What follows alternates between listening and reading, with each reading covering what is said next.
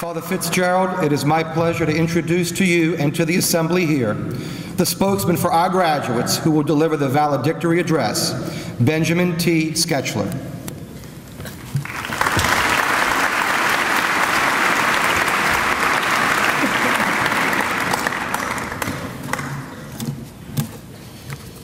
Reverend Father Fitzgerald, Mr. Jambaluka, faculty, family, friends, and fellow members of the class of 2012.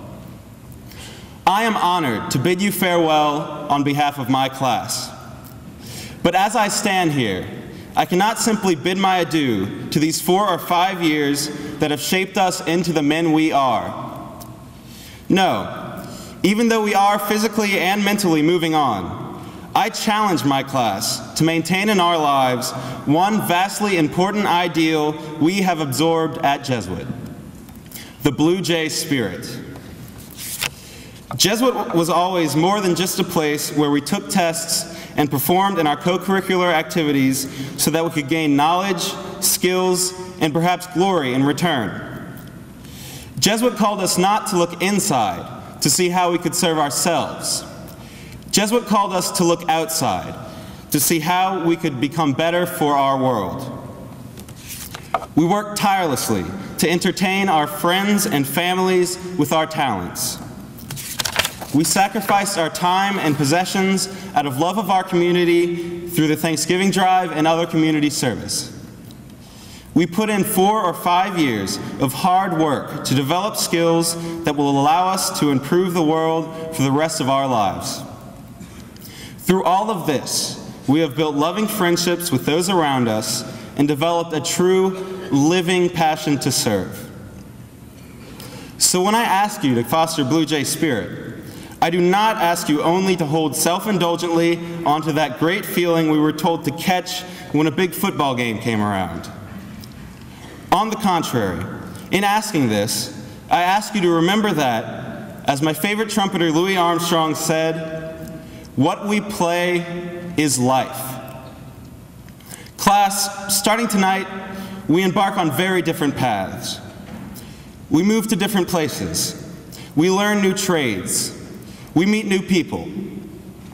In doing so, we will all find various ways to profit and to live out what we call our dreams. But when you find yourself as a professional football player, a doctor, a musician, or president of the world, do not work only for your own money and glory, or else you will not truly be living. What we play is life.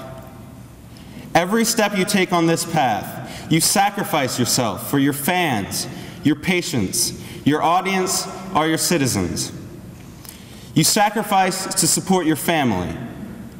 You do what you do because you know it is best for your community, and you do what you do ad majorem Dei gloriam. Acting in this manner, you carry on the Blue Jay spirit, and you see that this thing you are playing is life. You are not a machine built for profit. You are not an animal who feeds on pride and glory. You are a person living by the lessons you have learned, by the examples your friends and teachers and family have set, and by the ultimate showing of sacrifice by Christ himself. Further, as we move on in our lives, we all have certain dreams we wish to fulfill, and I warn you, these dreams will change, and in seeking them, we will sometimes fail, and the world will sometimes fail us. But as Captain Benjamin Sisko of Star Trek Deep Space Nine once said, worry and doubt are the greatest enemies of a great chef. Whatever type of chef you become, whether you cook up efficient business plans or dish out diagnoses for your patients, or mix lyrics and chords into song progressions, or actually cook soufflés, hold steadfast your ideals of love and sacrifice. When you do so, you will live a life of love and passion. You will be a true man for others. You will live a full life. Class of 2012, I know there are some things we will leave behind at Jesuit.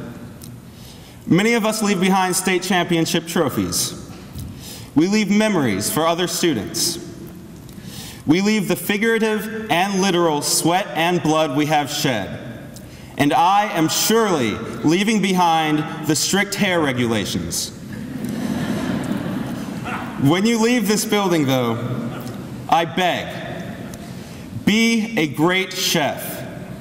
Do not leave behind the Blue Jay spirit. Thank you, and God bless.